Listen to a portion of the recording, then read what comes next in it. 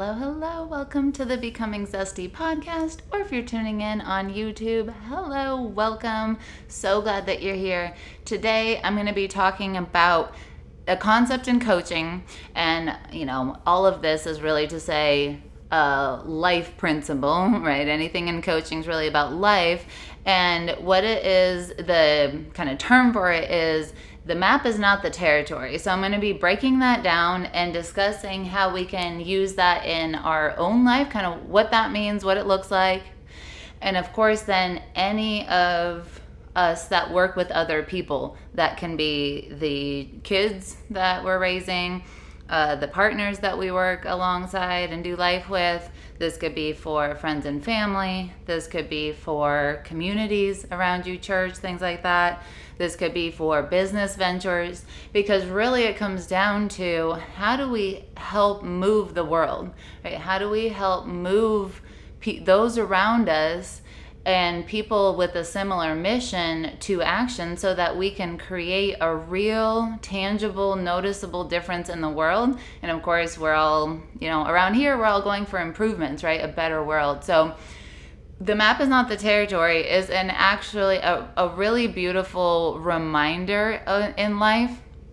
And what that statement really gets at is the reality that the map, which is to say the description of an event in our life, or a description of something that occurs, a takeaway, whatever, is not the same as the event or the thing itself.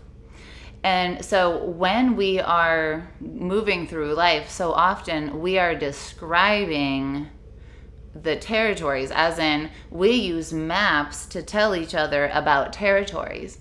But if you operate under the assumption that the map is always an exact replica of the territory, you get really lost in life, right? Like, it's the same thing like using a GPS or a map. And you've heard probably the stories of people driving into lakes and stuff because they're like looking at their GPS and they're not looking ahead, and they're driving into walls and stuff. And that's kind of the same thing, honestly, when we act like the map is the actual thing that someone walked or that we are walking. It gets really confusing. And especially when we are in the leadership position for ourselves and for others, what it really comes down to is not falling for the map, right? Essentially, most people are programmed to move in a way that that acts like the map is the territory, right? I can't believe she said that. I can't believe he did that. It must mean that they hate me, or they don't respect me, or they're a bad person, right? All judgment then comes from the descriptor. So our interpretation of the event is really the coloring and the contours of that map. And so really that's where the modifications happen. The fact that it happens is not a problem, right? The fact that our brain distills lots of bits of information around us from the world into a much smaller number that's usable for our brain is just a fact of being human, right? That's where, if you haven't listened to the episode on toothpicks and how they shape your destiny, definitely go back.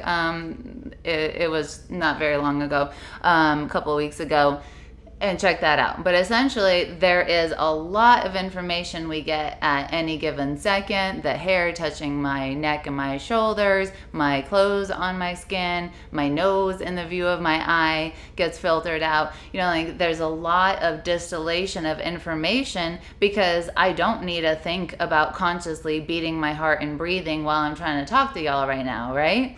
I need to be focusing, and therefore there's a process for taking lots of info and turning it into a little bit of info that's usable, right? Only the relevant stuff. It's why you wake up when you sleep in a new place, and you wake up at every little noise, but at home you're like, I don't wake up. Well, you're picking up the new toothpicks that are in the new place because your brain's trying to make sure that you are hunky-dory and you're safe and everything's okay.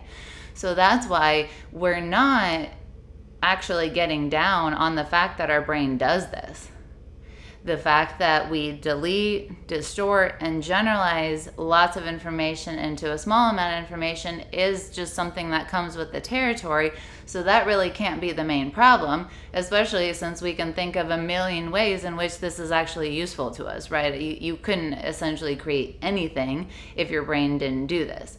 But the actual, what ends up happening then is that we fall for it. All of what the map that someone describes has some of the neutral events described in it, as in some of the territory really is represented in the map, like all maps, But the thing is, you don't really know right off the bat, especially if you don't know the person well, you don't know where they've modified the map so far until we ask better questions. So what's cool about leadership is so often it's not about getting a hold of a concept or of a problem or some issue that someone's having and having an answer right away. That's why people struggle with imposter syndrome. They struggle with, I'm not good enough. Do I know enough? Do I need more credentials after my name? That's the kind of stuff you have to worry about when you are placing yourself in the I have to answer right away position. When we begin to say, ooh, this is this person's life, I am not giving answers, I am providing guidance and direction, role modeling, all of that stuff, then that's where it allows us to bring the spirit of curiosity to each interaction. And in doing so, that's where the person, using their words, using the interpretations, and therefore how those interpretations are making them feel, it'll show up on their face, it'll show up in their body, their physiology. They might slump, they might sit up straight, look more empowered, right? Depending on what they're taking away from that, then begins to come into focus. So the information is there. The brain translates from the mind into the physical body. So if you're thinking, gosh, they did that because they don't respect me and they're so rude, of course, it's going to begin to show up in your state and in your physiology. I mean, their cheeks might flush and they might start talking louder and faster and more animated with their hands, right? So you're seeing parts of the map, but where people really, it's as simple as they are just falling for the map looking like the territory. And because they're worried about, what recommendations do I make? What guidance do I give? How do I tackle the problem? All that comes from the forgetting of this concept.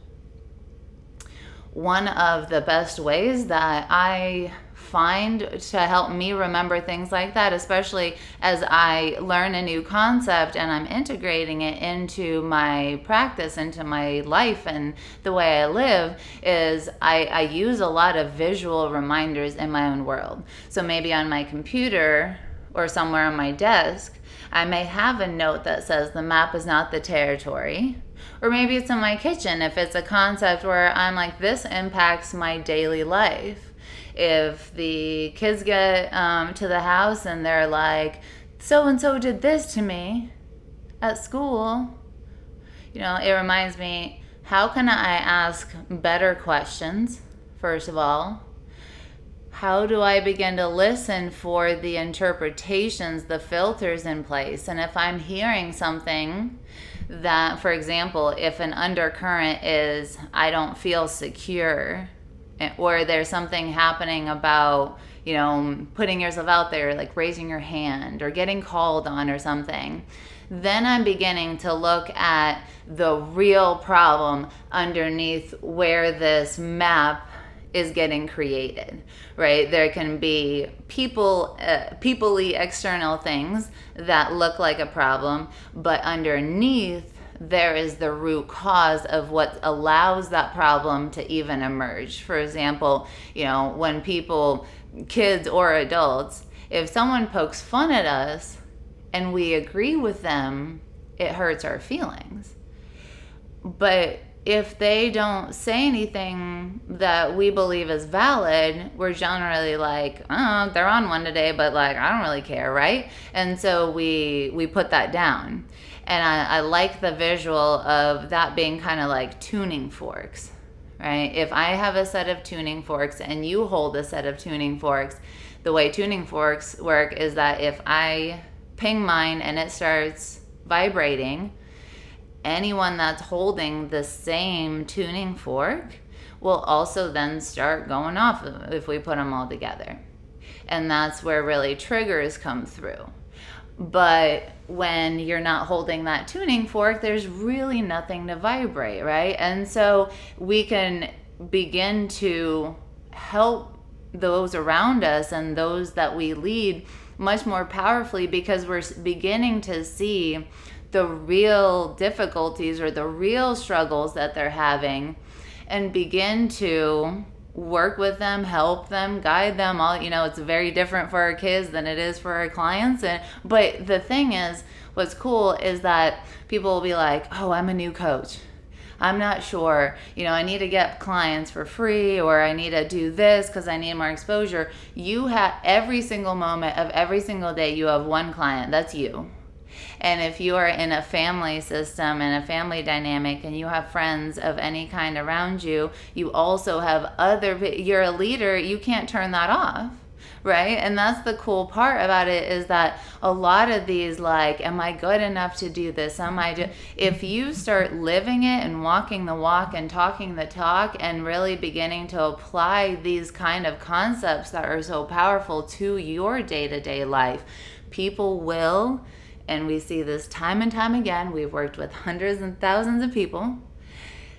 They will come and begin to ask you, what are you doing? Right? What are you doing? Why does your life work like that? They might ask something like, how do you get so lucky? And then as a leader, those are saying, their map includes some concept of luck. What would be possible for that person if I began to show them the real territory? What if I began to role model and pull back the curtain of, what if it's not luck? What if I intentionally create my life in a way that leads to these results, that leads to these outcomes? What is possible for you if you were to do the same? Now you turn something into where people are like, oh, it's so annoying, they think it's luck, or it's not, I work really hard. Of course you do.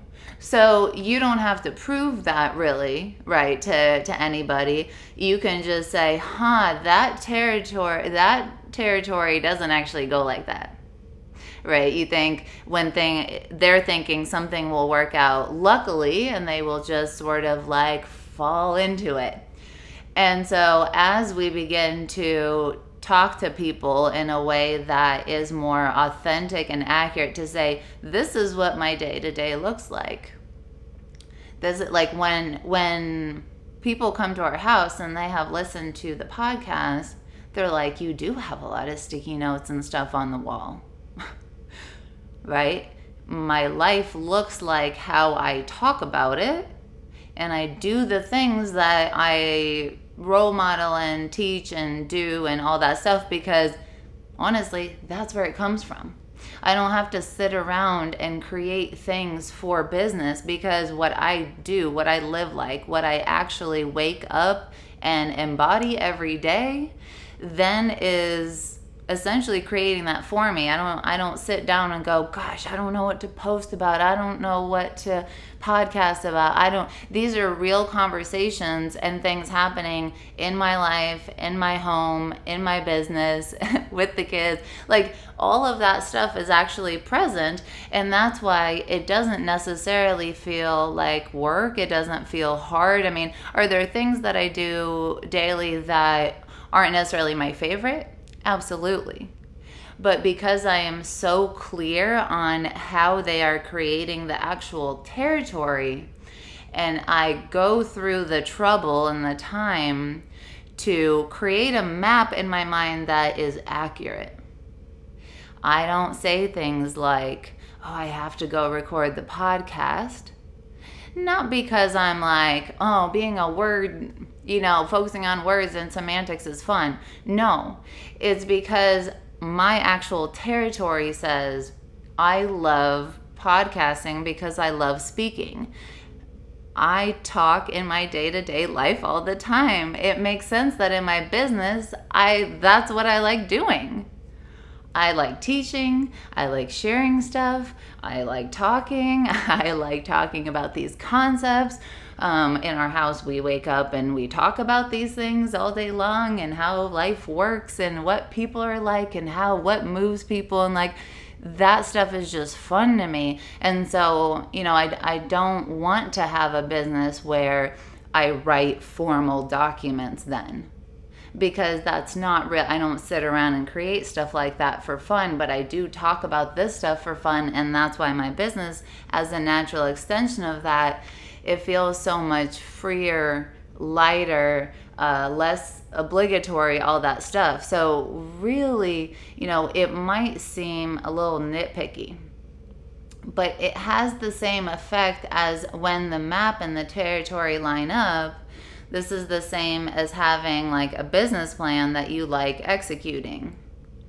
It just allows you to walk the walk easier if every day you don't have to get into it with yourself. You don't have to argue about why you should do the things that you told yourself that you would do, but you don't actually want to do it. And that whole runaround, if you want to avoid that kind of stuff, these tenets are the answer. That's why they are pivotal and kind of structural elements of coaching. Because we can coach a lot. We can coach in many ways. There's a lot of things in life to work on and really cool coaching resources to utilize. But if we're not working on the stuff that matters for people, the high yield leverage points that when we flip the switch, their whole life begins to change, and it's authentic to them, chosen by them. They're grateful in it. They feel joyful in the process. They're becoming familiar with themselves, who they are, how they work. That is what feels fulfilling. That's why most of us get into this line of work. And it turns out it's pretty easy to stay that way. There's a lot of things where like people get into it with the right heart, and then the industry isn't that way. The beautiful thing about this industry is you get to create it how you want. And that's where the freedom comes from. But it also allows then to be a really fulfilling thing in your life where your life can't help but get better. The more you help the world, your life then cannot help but improve and become beautiful and what it is that you want and what you're looking for and all that. So really powerful. And I urge you to sit and ask yourself, what's my map looking like right now? What's it looking like for business or for leadership or for my marriage or for my parenting? Am I describing accurately what it is that I want and what I would like to embody in my day-to-day life? So we just finished our 2-day habit event when this podcast airs, which is really, really exciting. We are going to be opening up, also really exciting, another version of that event and an online version of that event. So please stay tuned for that. In the meantime, make sure you're subscribed to the podcast, and make sure if you feel called to, if you resonate with the podcast, if you have found it helpful, please go ahead and share it with the people that pop into your mind, that pop into your heart to share it with. There's a lot of change on the planet, and you all listening know the other people that are doing this kind of work. I don't know all of them. So I would really, really appreciate and love your help in beginning to gather more and more people into this community of true leaders who have their heart in the right place, who want to bring community back to the world, to their states, their communities where they live, to begin to bring people out of isolation, to bring that connection points back together, to bring communities, that safety, that love, the support, all of that stuff. anybody that you know that is in that field, we want to talk to them. We want to help them. We want to resource them. We want to see, how we can help them do what they do in the world, because the world is really in need of help at the moment. There's a lot of change, and it's going to be the leaders stepping forward that are going to set the tone for the new world. So this is not a small undertaking.